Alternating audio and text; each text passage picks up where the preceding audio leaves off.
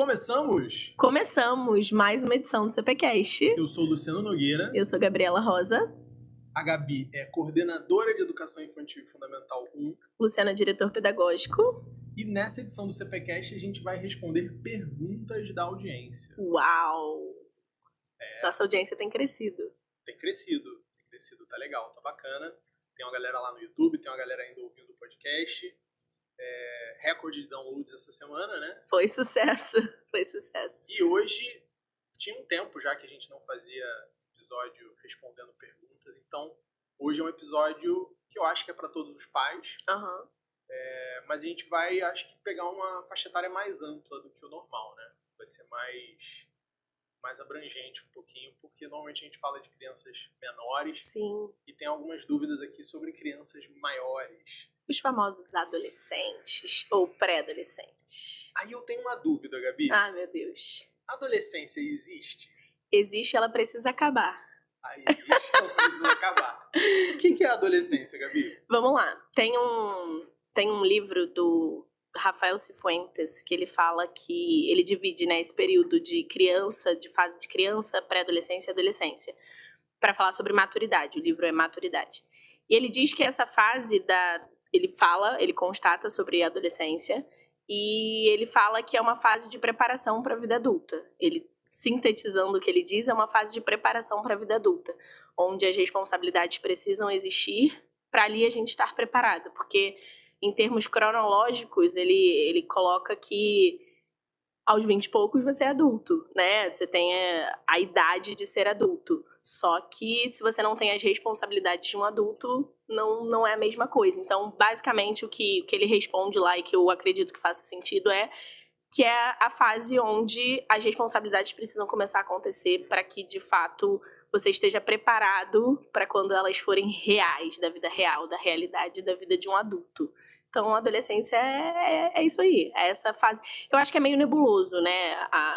Eu acho que o que eu vejo hoje dos adolescentes e dos pais de adolescentes eles não entendem muito bem, eles não se entendem muito bem, né?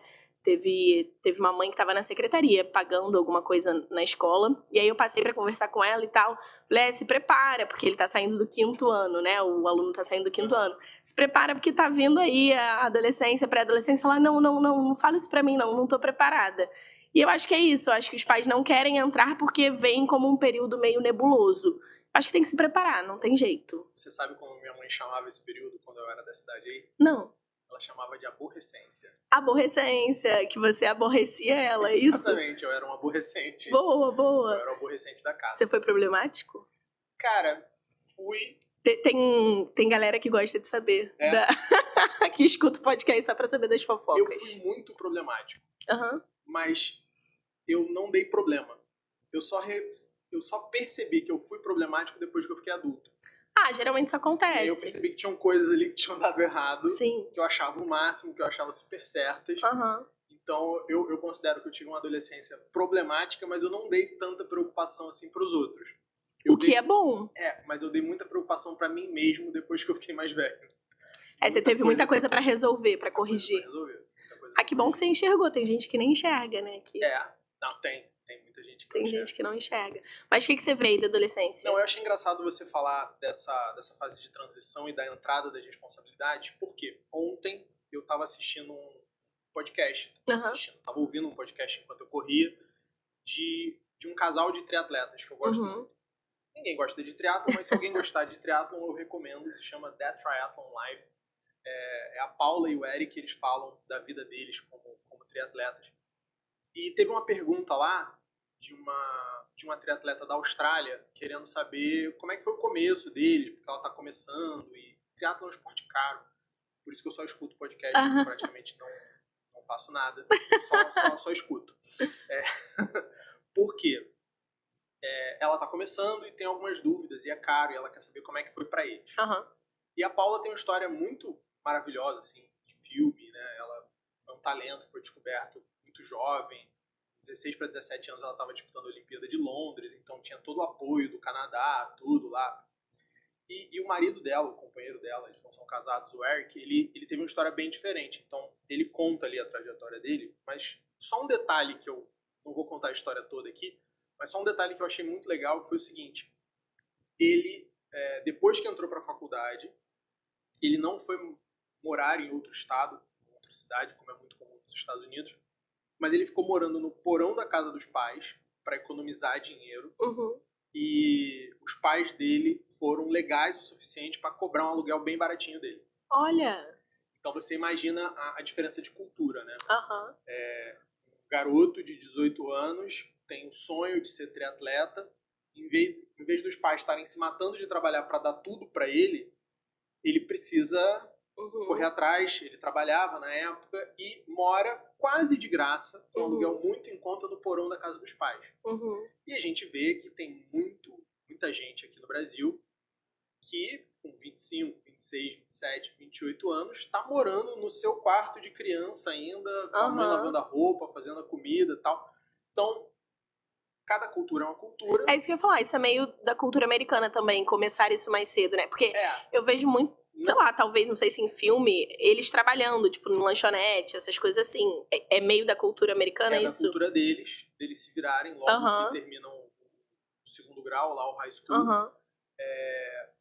E talvez não coubesse aqui no Brasil, né? Não caberia, seria diferente demais. Sim. Mas é interessante a gente olhar essa diferença e ver do que um cara de 18 anos já é capaz. É, né? Meio que tem um negócio do jovem aprendiz, né? Será que era uma tentativa disso? Não entrando no programa de política pública, não é isso que eu quero. Mas será que era uma tentativa disso? Eu acho que é. Porque se você parar pra pensar, você tem uma festa, não tem? Aos 15 anos? Tem. Qual o nome dessa festa? Debutante, né? Festa de debutante, baile de debutante. Debutante é sinônimo de? Ih, não sei. Estreia. Ah, debutar. É a festa de apresentação daquela que era uma criança e agora ela é apresentada para a sociedade já como participante, já como adulta. Né? Então a gente tem isso na nossa cultura. Tá lá atrás, perdeu muito do simbolismo, do significado, mas a gente tinha isso. Então já tem uma dica aí, olha, quando faz 15 anos, já pode participar da sociedade. Né? Já é gente. Já é gente. A gente tem, por exemplo, dentro da cultura judaica, a ideia do bar mitzvah para os meninos, e eu não vou lembrar o nome da festa para as meninas, eu acho que é bat, alguma coisa. Minha esposa tá ouvindo isso aqui, imediatamente ela vai vir me falar o que é. Bota aqui no comentário, por favor. Ela tá estudando hebraico, então tá craque nessas paradas. Boa. Mas tem a festa do menino e a festa da menina. A do menino eu sei que ali é aos 13 anos. E é a passagem da infância para a idade adulta. Então, nem adolescência se considera. Existe. Olha só, você fez 13 anos, toma isso aqui, vai fazer isso aqui, vai assumir as suas responsabilidades. Dentro da cultura indígena, você tem exemplos de tribos, né? Que o menino ia lá, enfiava o braço no formigueiro, ficava 2 noites com febre. Sim. Sei lá, aos 12 anos, passou a febre e vai caçar com os adultos. Seja homem. Seja homem, exatamente. Né? Ó, acabou brincar, acabou, agora você tem responsabilidade. Óbvio que, de novo, né? São culturas diferentes na sociedade de hoje aqui no Brasil. Não tem muito como a gente ter essas rupturas. Não tem como mais ser abrupto do jeito que é. Sim. Mas isso ajuda a gente a pensar no seguinte, olha, em algum momento ali, 12, 13, 15 anos, já tem que ter um conjunto de responsabilidades. Já tem que ter um vislumbre, pelo menos, de que, olha, você está começando a assumir as rédeas da sua própria vida.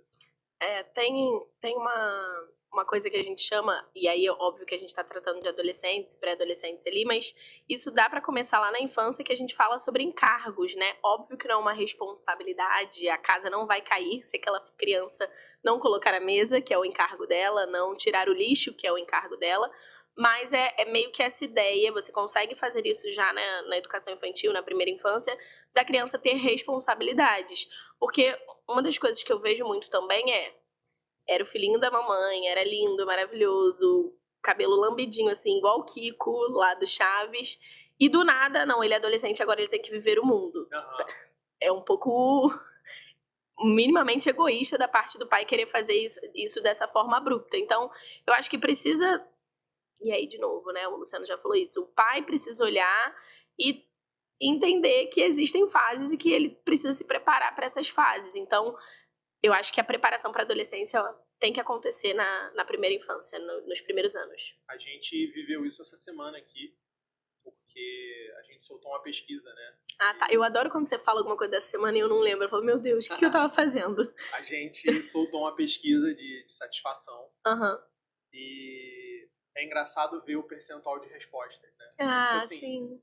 Infantil, mais de 50% dos pais responderam. Boa. Fundamental 1, sei lá, 40%, 50% também. Fundamental 2, 25% dos pais responderam. É isso aí. Ensino médio, 10, 12% dos pais responderam. Perfeito. Então, a gente percebe isso, né? Os próprios eventos que a gente organiza aqui, meio que a gente vai largando, mas é um largando de deixar de dar muita atenção. Não é um largando de deixar viver sozinho. A gente quer continuar ali, mas sem ter o trabalho, sem ter a preocupação. Isso normalmente dá ruim, né? Muito. Muito, muito, muito ruim. E eu acho que os pais não fazem por mal, eles não percebem. Eu tava conversando essa semana com uma professora daqui que é professora de Fundamental 2 e médio, mas ela tava falando que muitos alunos relatam mas é porque meus pais estão muito preocupados com o sustento da casa, eles não me dão tanta atenção, assim. E aí é engraçado, óbvio, que a gente filtra o que o adolescente fala, mas é engraçado essa percepção, porque às vezes a atenção que ele quer do que ele tá demandando não é nada absurdo, né? Ele tem uma percepção, ele tem um entendimento, ele sabe, por essa resposta a gente vê que é uma criança que entende, um adolescente que entende, pô, meu pai tá lá, minha mãe tá lá pra eu estar estudando aqui nessa escola, pra eu estar fazendo isso. Mas existe uma falta, ele sente essa falta.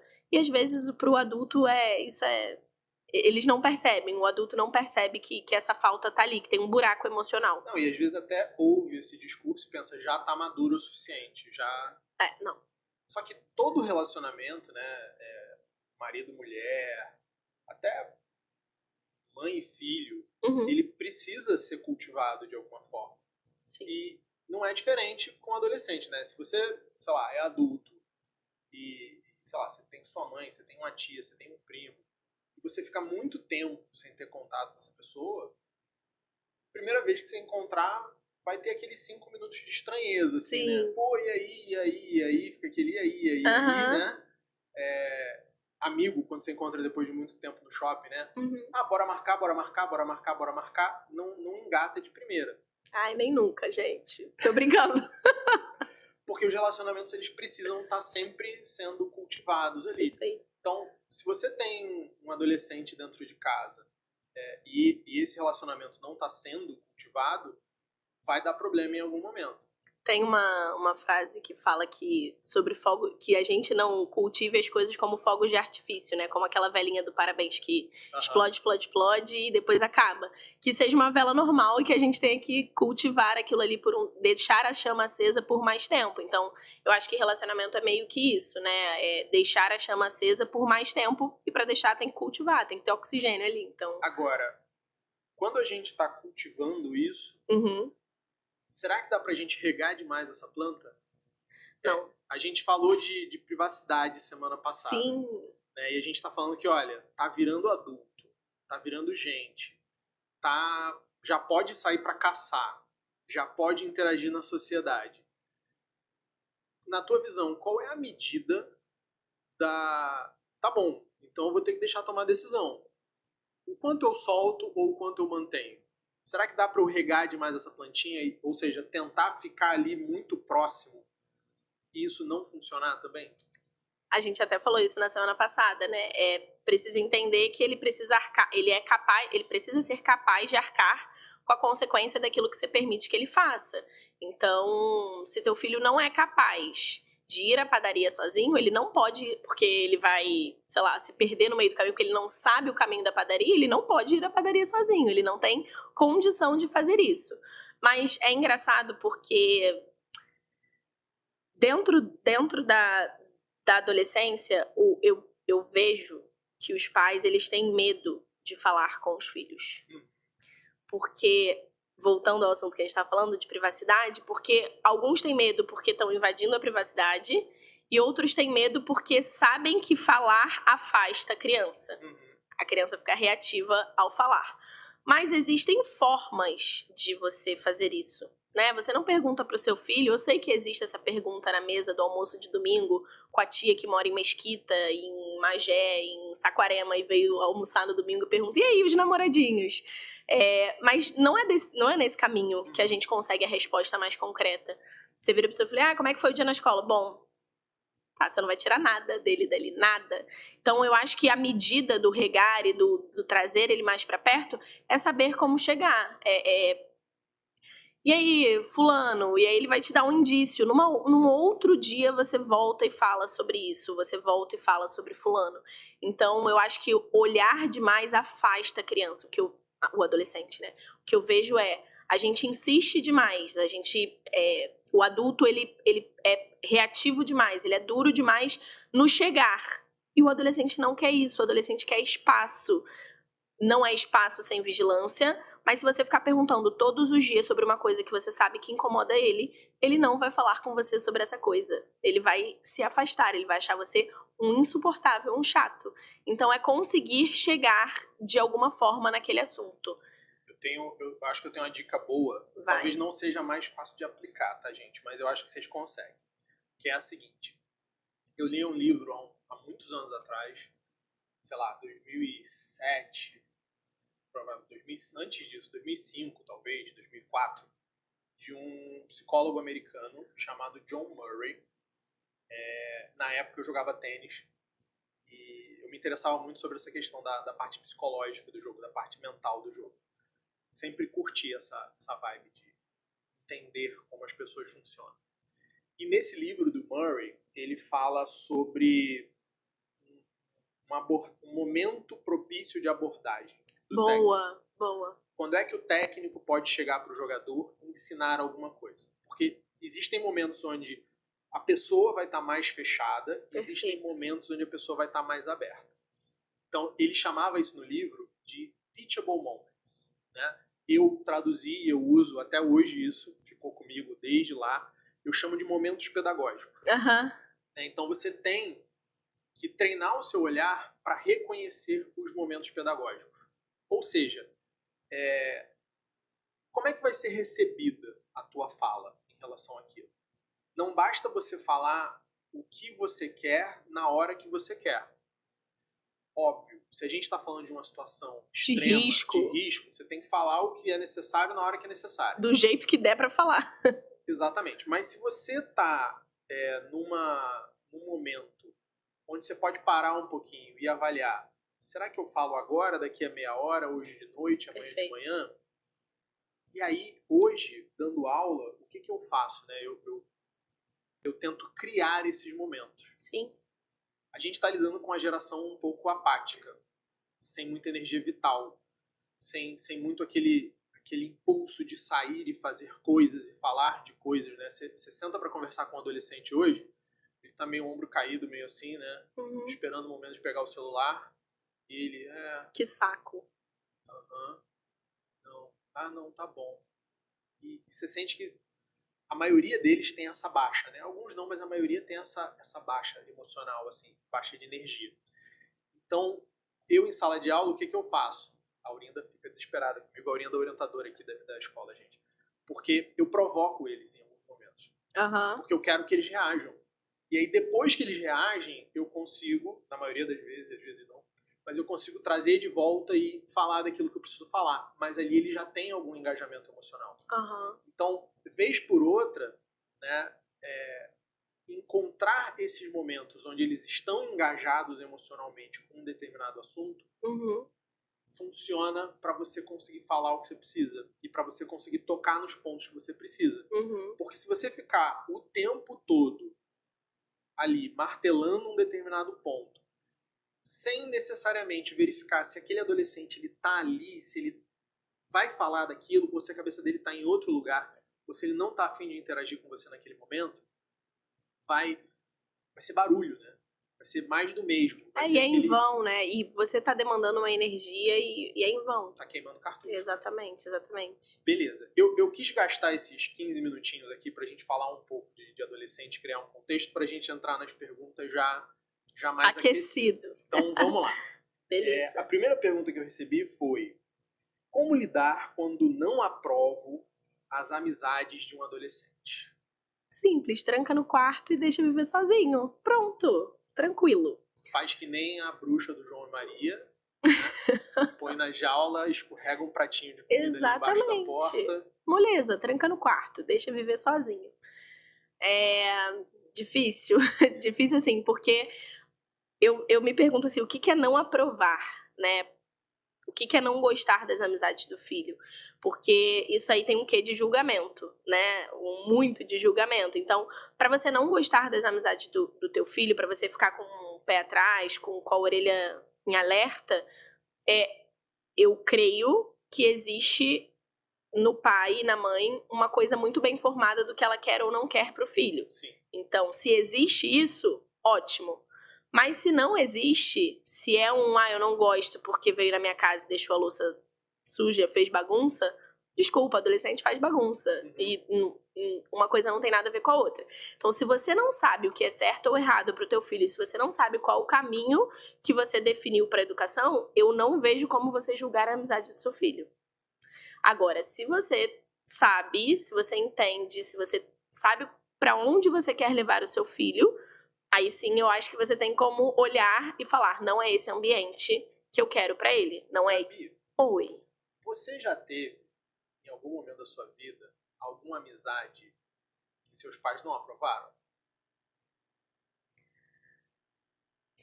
Deixa eu pensar. Tô pensando mesmo, assim, porque de cara... Não? Não. De cara, não. Porque, assim, as amizades que, inclusive, eu tenho hoje muito, que eu encontro sempre, são amizades de época de escola. Então, assim... Não. Vamos lá. Eu tive eu estudei, e aí na sala tinham pessoas que eu falava com as pessoas o necessário, mas, mas a gente fazia grupo de trabalho assim, e às vezes uma pessoa que não tinha tanta afinidade estava dentro do grupo, mas não era essa pessoa que era constante. Então, eu não lembro de ter tido essa... Nunca teve um papo em casa, assim? Sobre fulano. Não. Eu já tive. Eu lembro que teve uma... Vou pensar enquanto você fala, mas acho que não. Tava na 8ª série, 9º ano, atual, e uma professora de português minha, não lembro se falou com meu pai ou com minha mãe, que eu deveria me afastar de um menino da sala. Que ele não era uma boa companhia, que o perfil era muito diferente. Engraçado que a gente se fala até hoje, ele acabou de me ligar, então talvez ela tivesse certa, né? Ligou no meio da gravação pra atrapalhar. Eu acho que a professora Nancy tinha razão. Não, mas já aconteceu. E eu acho que isso aconteceu já com bastante gente. Já, acredito. E não tô dizendo que é porque não passei por situações ruins na adolescência e na infância, não. Mas é porque, de fato, eu não lembro de ter tido essa conversa, assim, de... não acho que fulano não frequenta a casa de ciclano. Não. Até porque, na minha adolescência, eu lembro da minha mãe trocar com os outros responsáveis que estavam próximos. Então, assim, as mães das minhas amigas, que são minhas amigas até hoje... A minha mãe é próxima dessas pessoas, entendeu? Então, existiu uma troca ali. Então, essa parte eu não lembro. Mas... Porque uma coisa que eu também recomendo muitas vezes para as pessoas, para os pais, é o seguinte. Você já passou por essas situações. Né? É uma coisa até que eu falo muito em reunião de pais no início do ano aqui na escola, que é o seguinte. Principalmente para ensino médio. Né? Falei, olha, os filhos de vocês nessa idade, eles só vão falar a verdade. Eles jamais vão mentir para vocês. Eles nunca vão dizer que não teve dever de casa quando teve. Eles nunca vão dizer que o boletim não saiu, mesmo já tendo saído, porque eles não querem mostrar uma nota para vocês. Isso, eu já fiz isso.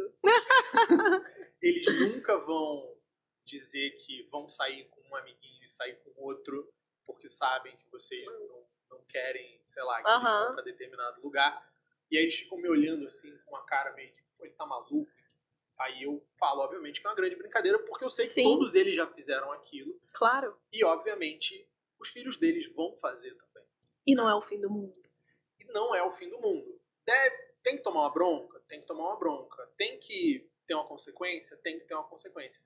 Mas não é o fim do mundo. Uhum. Tá? Então, o que eu acho que a gente precisa ter primeiro é essa consciência. Olha, eu fiz, meu filho provavelmente vai fazer também. Uhum. O que funcionou comigo ou não funcionou comigo?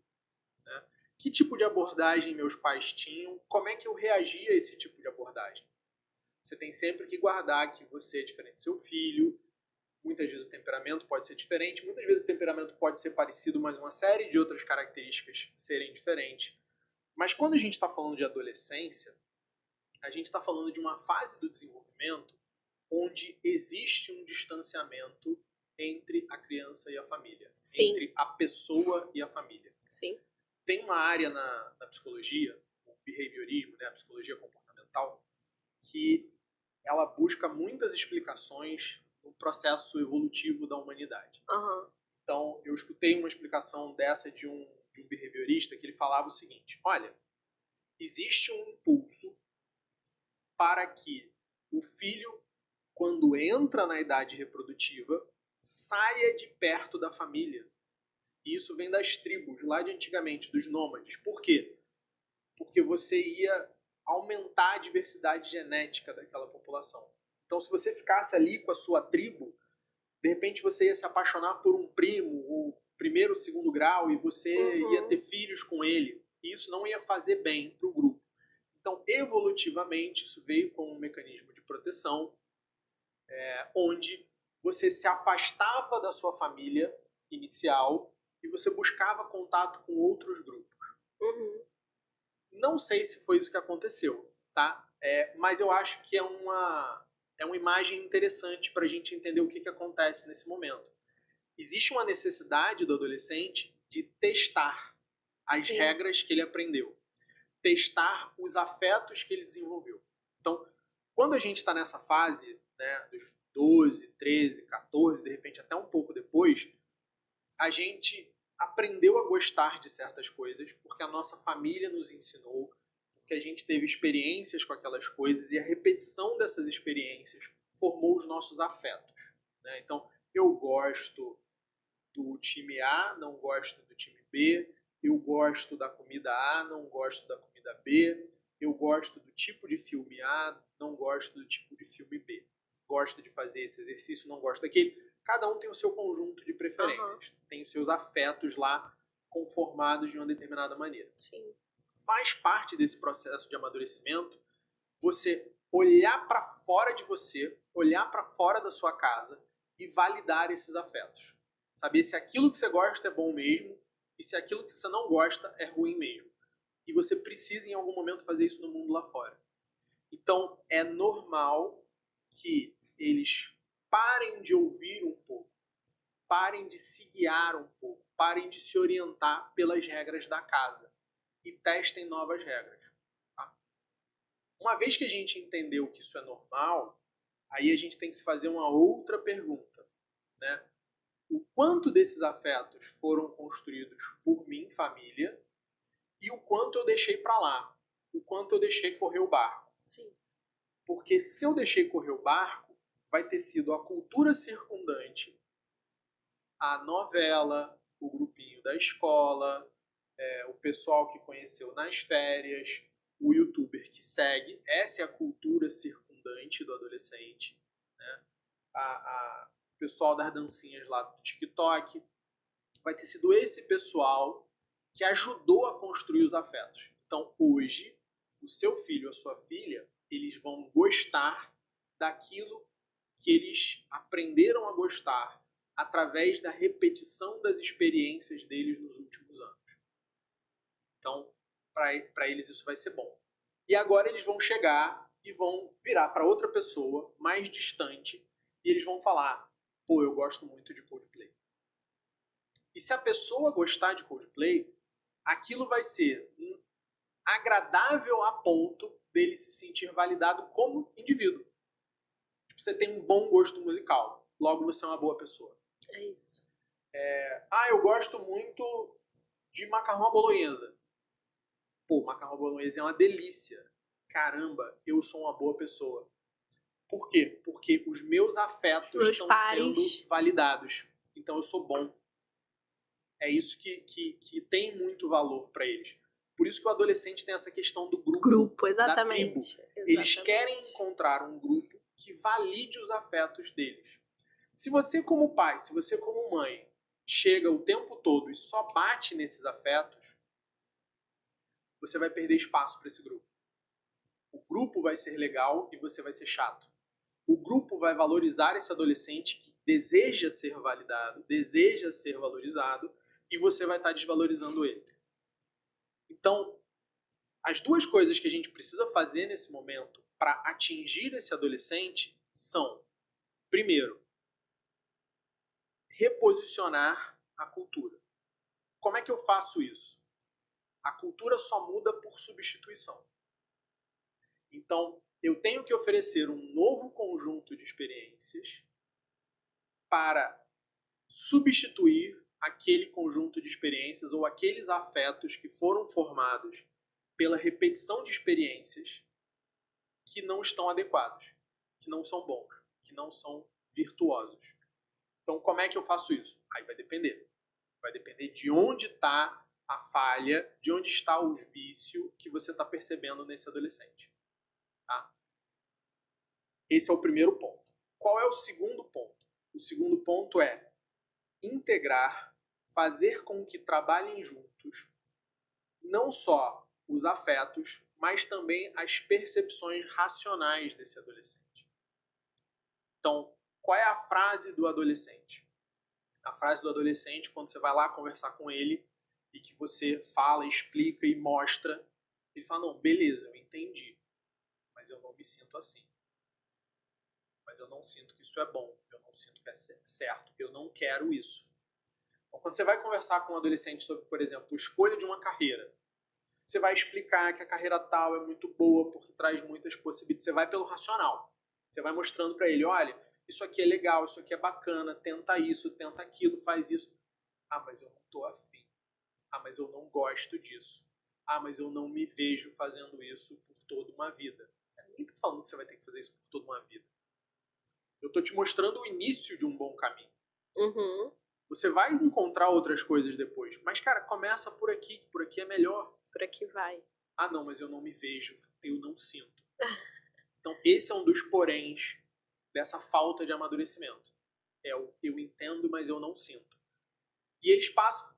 Você que está ouvindo, provavelmente você já passou por isso. Você já teve um relacionamento. Você já se apaixonou por uma pessoa que não ia ser legal para você. E alguém te falou isso. Alguém chegou para você, ou você conhece alguém que viveu isso. Cara, vai dar errado. Não é para você ficar com essa pessoa. Vai dar problema. Você não... Mas eu entendo que essa pessoa tem esses defeitos. Mas eu gosto dela. Então, a sua racionalidade está separada da sua afetividade. Perfeito. E isso não dá certo, isso não funciona. Então, integrar a racionalidade e a afetividade é um dos caminhos. É por isso que talvez na adolescência seja... Não tô dizendo que é impossível, pelo contrário, a gente tá aqui pra ajudar isso. Mas é porque é um pouco mais difícil, porque, como o Luciano falou, essa afetividade é lá atrás. A gente busca primeiro a afetividade, resolver os problemas de afetividade, para depois passar pra razão e pra essa vontade aí. Então, na adolescência, você vai ter que trabalhar as duas coisas concomitantemente. Em relação a isso de amizade, eu acho que você falou, né, de chegar e porrar e ficar, não, porque fulano não gosta, porque... Eu acho que é um embate muito ruim. Se você já apresentou isso, se você já disse, é um embate muito ruim. Eu acho que uma forma de fazer isso também é trazer outras pessoas, né? Exatamente, é a substituição. Traga outros, convide para sua casa, peça para esse adolescente apresentar, fale você sobre outros amigos. Ah, e fulano, que não é aquele que você não gosta. Instigue ele a falar sobre outras pessoas, a trazer outras pessoas para o convívio. Você tá fugindo do foco, você parou de falar mal é educar no positivo. Você parou de falar negativamente sobre a outra pessoa e você passa a mostrar para o seu filho o que você valoriza. Sem dizer, eu gosto do fulano por causa disso, eu não gosto do fulano por causa daquilo. Você simplesmente passou a falar mais sobre outro amigo do que aquele que você não gosta. Então, isso de alguma forma, eu não sei se no inconsciente, acho que não no concreto mesmo, mas o seu filho passa a perceber o que você valoriza, o que você acha bom. Então, traga outras pessoas, substitua, traga outras pessoas para sua casa, mostre outras coisas. E aí, eu acho que na entranha ali, ele vai conseguir perceber isso. Vamos. Deixa eu deixar mais prático. Tá. Porque eu dei o conceito, mas eu acho que tem gente que tá esperando assim, não, mas beleza, o que eu faço amanhã? Tá. Beleza. Tem duas coisas que eu acho que funcionam muito bem juntas pra gente entender que sabedoria é sabedoria, tá? Tem uma passagem na Bíblia que fala o seguinte: a sabedoria do rei está nos múltiplos conselhos. Sim. Nos muitos conselhos. Aí vai depender da sua tradução aí. Que é o seguinte, olha, o rei ele precisa ouvir muita gente para aí tomar uma decisão. E aí ele tem condição de tomar uma decisão com sabedoria. O que é isso? É ter uma assembleia de vozes. Tem uma sala na NASA, uma sala de reunião na NASA, que tem escrito na porta: nenhum de nós é tão burro quanto todos nós juntos. Ou seja, quando você põe uma galera para discutir, não é o momento de você ter ideias e validar ideias. Né? A ideia do brainstorming. Vamos fazer um brainstorming. Não é uma boa ideia. Eu sei que muita gente adora brainstorming, acha super maneiro, super dinâmico, mas não é uma boa ideia. Por quê? Porque em todo grupo você vai ter uma personalidade mais marcante. E se a ideia dela for ruim, a maioria vai seguir. Segue. Então é capaz da gente ser muito burro quando a gente está em grupo. Então, o que esse dizer lá sugere? Tipo, vamos pegar leve, não vamos nos emocionar nas reuniões. Por quê? Porque aquele contato próximo, aquela troca de ideias, né, um a um, ela vai servir mais para a gente tomar boas decisões. Que bate muito com a ideia de assembleia de vozes. Quando você precisa tomar uma decisão na sua empresa, o que você deveria fazer? Você deveria escutar as pessoas que estão ali na ponta, as pessoas que estão lidando com o público, que estão lidando diretamente com aquele problema que você quer resolver. Porque elas vão te trazer insights maravilhosos sobre aquilo. Então, a pergunta para você é a seguinte: quem é a sua assembleia de vozes? Trazendo mais para o popular. Quem são as pessoas que frequentam a sua casa? Quem são os seus amigos? Com quem você convive proximamente? São pessoas boas? Porque lembra o que eu te falei? Lembra que o teu filho, a tua filha adolescente vai querer se afastar da tua família para que teste as regras do mundo, ou teste as regras que ele aprendeu no mundo? Quem você está levando para casa é um modelo para esse adolescente. Ele vai olhar para essas suas amizades e vai falar: beleza, meu pai e minha mãe não entendem, mas de repente a tia entende, de repente o tio sabe. São pessoas boas? São pessoas que você deixa tranquilo conversar com seu filho e com a sua filha? Que se o seu filho ou sua filha seguisse aquele exemplo, você ficaria feliz? Ah não, na minha casa não entra ninguém. Beleza, você está abrindo uma porta para qualquer um ser a assembleia de vozes do seu filho. Ah não, quem vai na minha casa é só a galera do meu trabalho. Bacana, você está escolhendo as suas amizades por comodidade, talvez, ou por divertimento seu. Mas saiba que elas vão causar um impacto, elas podem causar um impacto nessas decisões do seu filho, da sua filha. Então, modelo, né? Um adolescente, ele vai precisar de uma assembleia de vozes. E você tem a prerrogativa, você tem a primazia, você tem o privilégio de poder oferecer essa sua assembleia para ele. Então, as meninas, elas vão ter um foco maior na mãe, né, e nas amizades da mãe. Os meninos vão ter um foco maior no pai e nas amizades do pai. Então, quem são as amigas que você está apresentando para sua filha? Quem são os amigos que você está apresentando para o seu filho? Eu fiz um atendimento aqui uma vez justamente sobre isso, que os pais eram separados e a mãe dizia que a criança convivia muito com os amigos do pai. E que eram pessoas que ela não curtia. Que, assim, viviam coisas de adulto e essa criança estava inserida nessas coisas de adulto. E é exatamente esse exemplo. A gente não quer isso para as crianças. A gente não quer que elas estejam inseridas num contexto onde elas vão modelar aqueles comportamentos. Então, prestem atenção com quem vocês estão andando. E andem. Andem com pessoas. Andem com boas pessoas, com bons exemplos. Porque isso vai ajudar muito, sem nem você perceber no primeiro momento, é verdade, a solucionar esses problemas. Então, quando você não aprova as amizades do seu filho, da sua filha, se pergunte isso, né? Tem como eu mostrar, né? E é aquele papo de mãe, né? Chegar e falar, olha só, você tá indo por aqui, a consequência vai ser essa. Cara, eu não consigo te impedir de fazer certas coisas, eu não consigo mais te vigiar 24 horas por dia como eu fazia quando você era bebê. Então, quando você era bebê, eu fazia de tudo para garantir que você não entrasse em situações de risco. Eu não consigo mais fazer isso. Você vai me enganar, você vai mentir para mim, você vai contar história, você vai fazer coisas escondidas, você vai ter um Instagram que eu não sei que você tem, você vai me bloquear dos seus stories, dos seus status de WhatsApp. Tudo isso vai acontecer, porque tudo isso acontece, tá? Mas eu tô te dizendo aqui o que vai acontecer. Então, quando a gente coloca a racionalidade ao lado da afetividade, a gente oferece uma oportunidade para esse adolescente amadurecer também. É diferente de eu chegar e falar, não gosto, não quero, não aprovo, não pode, bababá. Aí você tá batendo só na afetividade. E essa luta você não ganha. E só tomar cuidado para você não dar os seus motivos, né? Porque, assim, os seus motivos são motivos de adulto, porque você entende as consequências daquilo, você já viu lá na frente, né? Você tem as suas razões para isso. É preciso traduzir isso para a cabeça do adolescente. Então, não adianta você...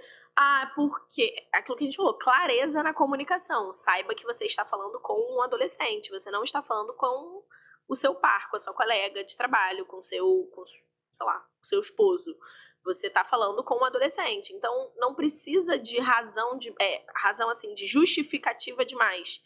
Apresenta com clareza e para por aí. Não adianta você querer botar a sua cabeça na cabeça do seu filho. Não vai funcionar. Eu falei isso no episódio passado. Vocês são pessoas diferentes. O cordão umbilical foi cortado. Matamos essa? Sim. Beleza, então vamos para a próxima. Se ficou com alguma dúvida ainda, pergunta aí que a gente pode voltar. E eu já percebi o seguinte, tem algumas perguntas aqui, não vai dar para responder tudo hoje. Beleza. Então, se tá legal, se isso é de interesse, coloca aí no comentário do YouTube. Boa. Manda lá no Spotify, tem a avaliação do episódio.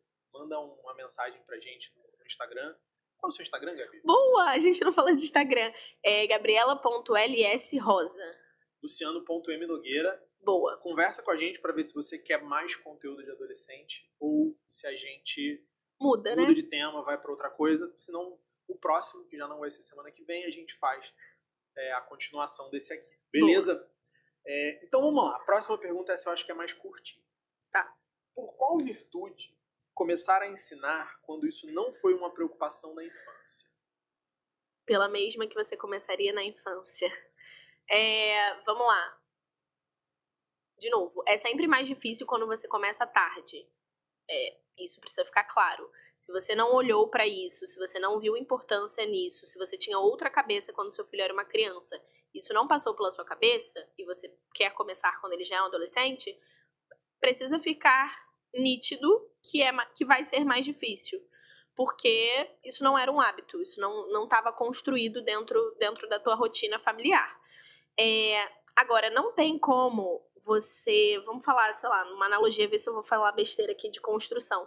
Não tem como construir teto sem viga, né? Sem alicerce, sem base. Primeiro alicerce, depois estrutura, depois telhado. Beleza, vocês entenderam, né? O que ele falou. O que eu quero dizer é o seguinte: não tem como você trabalhar as virtudes que você deveria estar trabalhando na adolescência se você não tem, por exemplo, 4 hábitos do seu filho bem desenvolvidos. Se ele não tem ordem material, se ele não tem ordem temporal, se ele não consegue minimamente ir tomar banho. Se você tem que mandar o seu filho adolescente tomar banho, não tem como você querer que ele seja uma pessoa, sei lá, uma virtude lá da adolescência, que a gente trabalha na adolescência, prudente. Que ele saiba como agir em situações de perigo, em situações que você não quer que ele enfrente.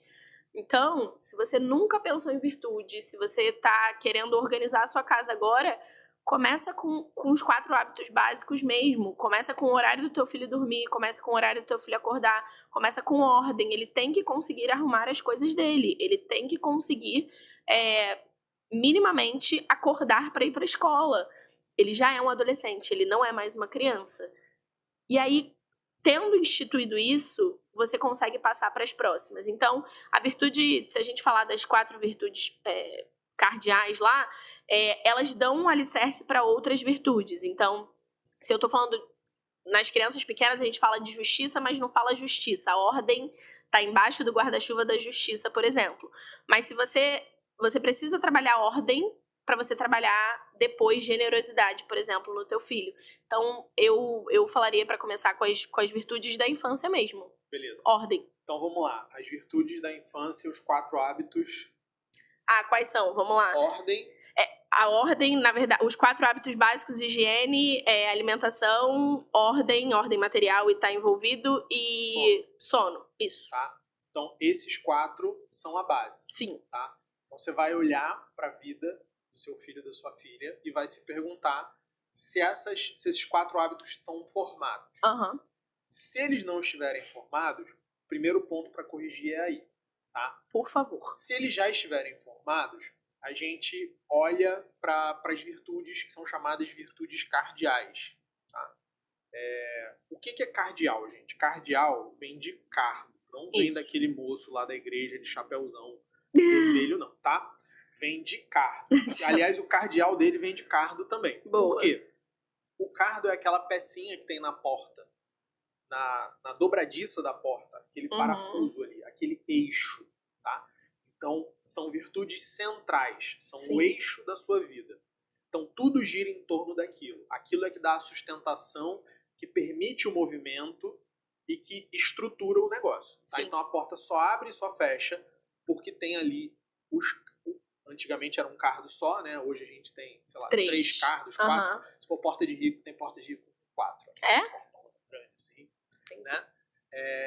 Mas beleza, tá? Então, são coisas centrais. Sim. Sem isso, a vida não funciona, o negócio não flui. Tá?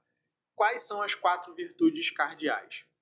Temperança, prudência, fortaleza e justiça.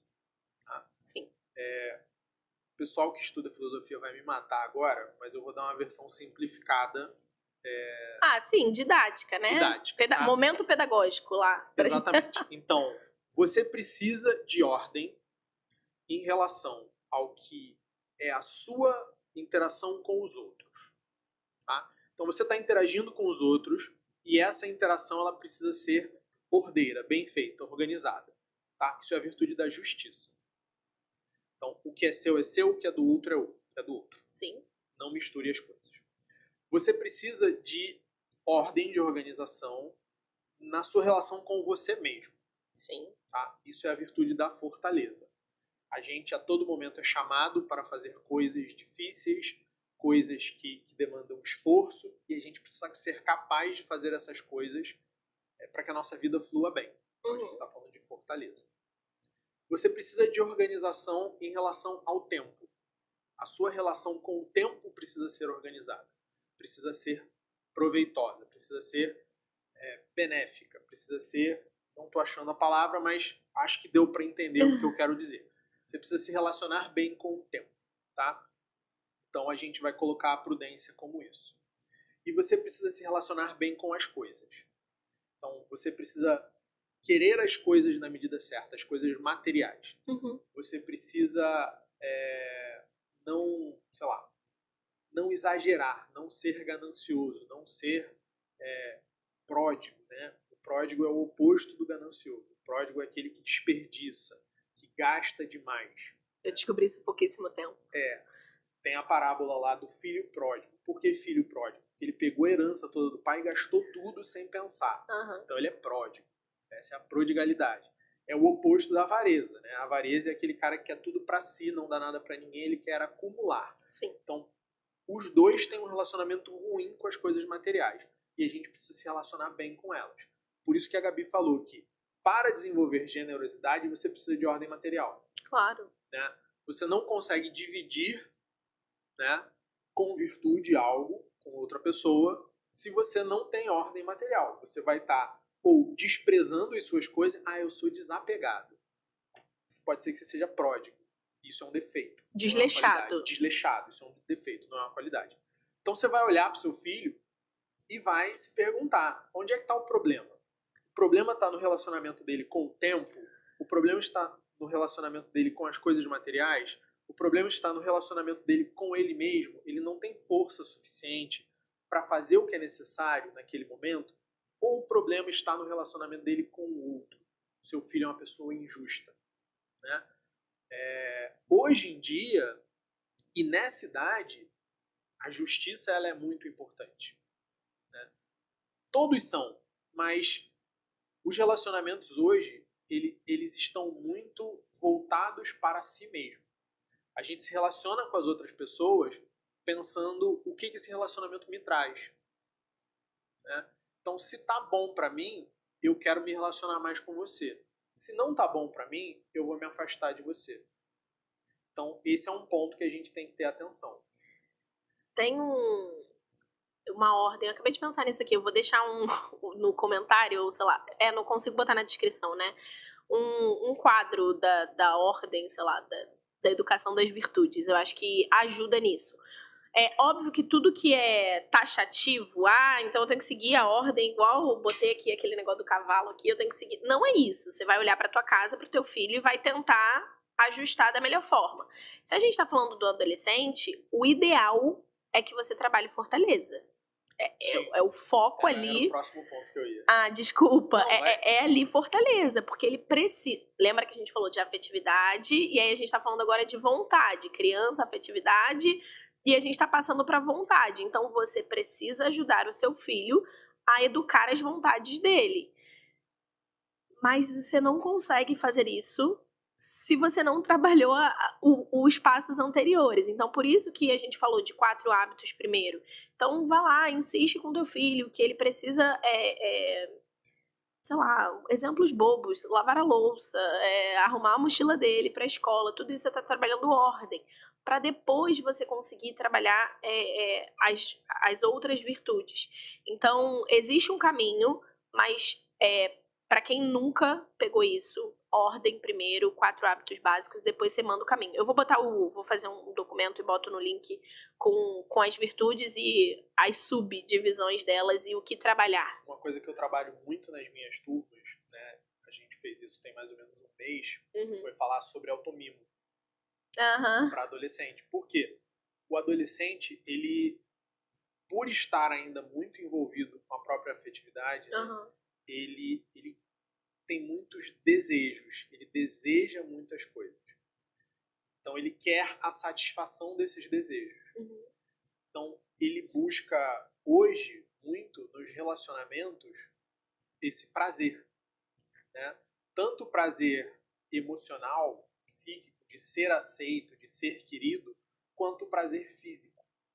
É muito normal isso desde sempre, né? Desde sempre não, mas na minha época já era muito normal. Você vê que a partir de uma certa idade, eles começam a se tocar mais, a se abraçar, aí deitam um no colo do outro, fica abraçado um tempão ali. Por quê? Porque eles estão buscando essa espécie de conforto físico. Eles têm esse desejo e eles estão nessa fase de querer satisfazer esses desejos. E aí, isso pode estar relacionado a uma comida que você gosta, isso pode estar relacionado a uma atividade que você faz. Toda a questão, principalmente dos meninos, mas não só dos meninos, tá, gente? Envolvendo pornografia, né?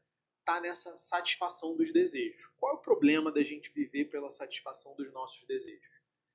É uma dinâmica muito, muito freudiana da vida. E o que acontece nessa dinâmica freudiana? Existe o desejo, existe a satisfação do desejo e logo em seguida existe a frustração.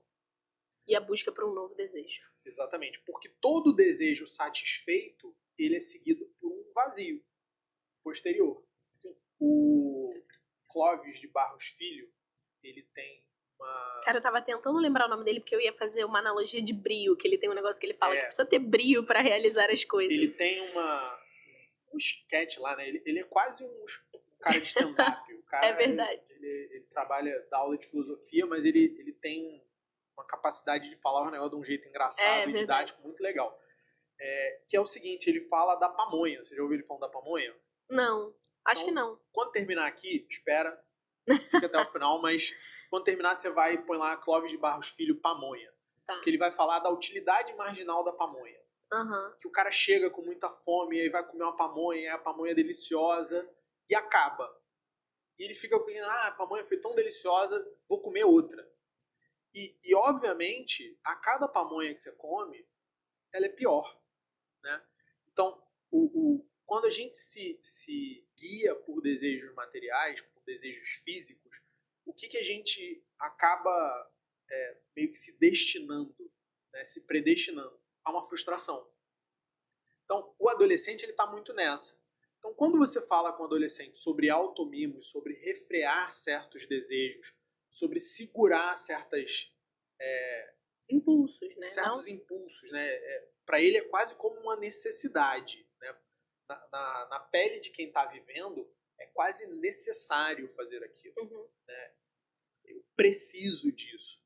Se eu não tiver isso, eu vou sofrer. Se eu não tiver isso, eu vou ficar triste. E aí quando você fala com ele, não, peraí, cara, vamos ficar uma semana sem ir no Starbucks. Vamos ficar, sei lá, uma semana tomando banho frio. Vamos, sei lá, ficar uma semana sem comer chocolate e tal. Você começa a mostrar para eles que, olha só, dá para você viver sem essas coisas. E isso é uma forma interessante da gente começar a trabalhar fortaleza. Sim. E aí a gente vai tentando, óbvio, com o passar do tempo, coisas cada vez mais difíceis. Né? A galera que curte estoicismo aí vai ver lá a ideia do Sêneca, né? De passar uma semana todo ano vivendo da maneira mais pobre, mais humilde possível, para depois olhar para aquelas coisas e falar, é disso que eu tinha medo? É isso aqui que eu achava que era tão terrível? Porque você vai entendendo que você pode mais que aquilo, que você é mais forte do que aquelas sensações. Eu brinco com as crianças menores que isso, eu peço o contrário lá, né, para trabalhar a fortaleza, eu peço para colocar alguma coisa no prato. Eu falo, cara, você é mais fraco do que uma folha de alface, não é possível.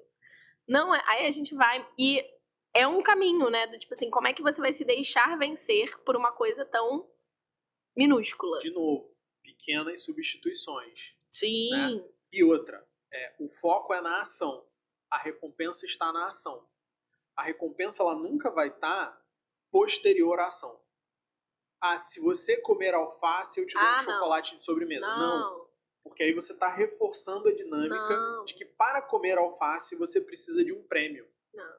Então você vai fazer o seguinte, essa semana a gente não vai comer chocolate. Isso. Na semana que vem a gente vai comer alface. É isso.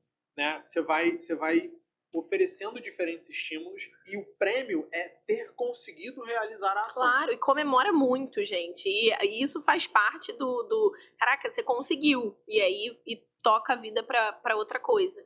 Então, não sei, eu acho que hoje eu enxergo que o caminho a ser seguido pra educação não tem. Porque eu tinha um pensamento antes, há um tempo atrás, de que as coisas precisavam ser naturais. Né? Tipo assim, se eu gosto de fulano, eu gosto porque é natural. Se eu não gosto, eu não gosto. Mas o que é natural não é virtuoso. A virtude, ela tem uma certa dificuldade. Ela tem... Você precisa... aquilo não é que precisa ser difícil, mas não é natural. A gente precisa se forçar a não fazer coisas... por fazer. Então, porque eu tenho que chegar em casa e eu tenho que levar meu cachorro na rua. É chato. É chato, mas você não tem o que fazer. Você se força a fazer aquilo ali. Então, eu acho que o melhor caminho, eu acredito de verdade, que o melhor caminho para olhar para as crianças e conseguir regular os adolescentes em relação a isso é apresentando pra eles bons, se a gente for resumir aí para as pessoas baterem na gente sobre virtudes, bons hábitos. No mínimo, a gente não consegue coisas grandes se a gente não vence nas coisas pequenas. Sabe quem só faz o que é natural? Bicho. O tatu-bola. O tatu-bola passa o dia inteiro fazendo o que é natural, né? Ele tem um instinto lá dele de tatu-bola e ele faz tatu-bolice. É isso aí. O dia inteiro. Então, se a gente quer se diferenciar do bicho, se a gente quer ser mais que o bicho, e o ser humano ele é muito mais do que o bicho, você precisa fazer coisas que não são naturais, né? Porque senão você é só um macaquinho. Isso aí. É um macaquinho lá. É um macaquinho, feliz, macaquinho. Macaquinho se coça, macaquinho né, mexe na orelha e então, acabou. Pronto, é isso, né? Então, ser humano passa por, olha, eu consigo fazer coisas que não são naturais, eu consigo fazer coisas que não são coisas que eu quero fazer naquele momento, não estou desejando fazer aquilo, mas através de uma integração, né, da minha racionalidade e da minha afetividade, eu consigo me sentir motivado a comer bem, a ir à academia, a arrumar as minhas coisas, a guardar dinheiro para um objetivo lá na frente. Eu não preciso viver só pro agora, que seria o equivalente a uma tatu-bolice de um ser humano. Tá aí, uma boa chamar as pessoas de tatu-bola agora. Né? Então, essa é a nossa marca, essa é a nossa diferença. Então, quando a gente está falando dos adolescentes, quando a gente está falando dessa formação de novas virtudes, passa por mostrar isso para eles também. É isso. Não é natural. As coisas que eles fazem não podem ser apenas as coisas naturais, porque senão não faz sentido. Não faz sentido. O que mais que temos? Eu acho que a gente para Já por deu? aqui Então, hoje. beleza. Já vai dar quase 1 hora de episódio, tem mais algumas perguntas aqui. Eu vou pedir pro pessoal dar aquele comentário lá, falar se vocês querem que a gente continue nesse tema ou se muda pra próxima. Adolescente, né? Ou se a gente troca e volta a falar de outras coisas que a gente já tava falando, comenta. Eu vou deixar no final o negócio sobre as virtudes, o caminho aí, o passo a passo. E se vocês tiverem dúvidas em relação a isso, é só perguntar. Beleza, eu vou deixar um videozinho aqui, que é o como ensinar seus filhos a estudar sozinhos, porque lá tem umas dicas legais de como você ver se o seu filho está organizado, se o seu filho já tem essa virtude. Boa.